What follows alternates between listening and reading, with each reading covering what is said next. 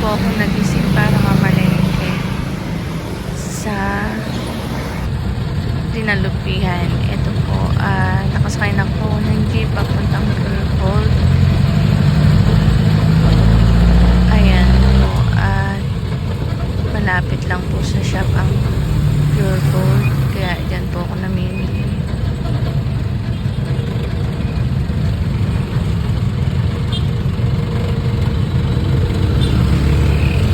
Magandang mamili maaga dahil walang masyadong sasakyan.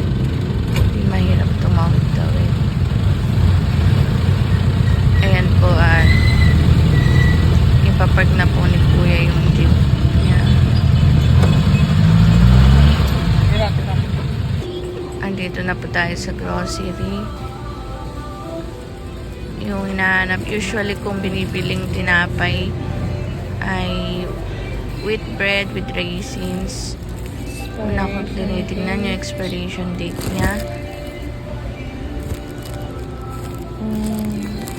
Masarap siya, wheat bread siya, tapos hindi siya nakakaumay kasi may raisin siyang konti.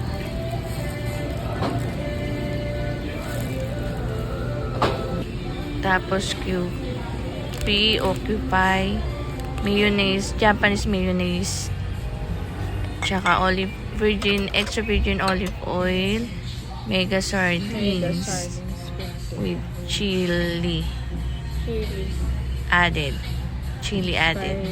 Medyo maanghang-anghang. Lalagyan ko siya ng papaya.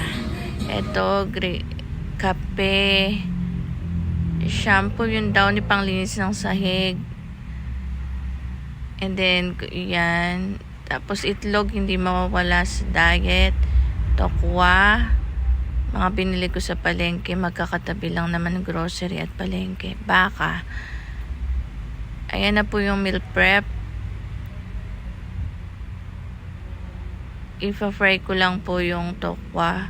Iwahiwain ng maninipis at maliliit.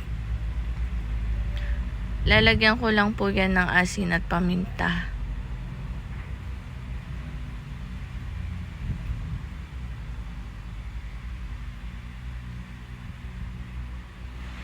Gusto ko yan, maraming paminta, halo-halo para makut lahat. Yan. And then yung beef, bagong katay sa palengke, sariwa.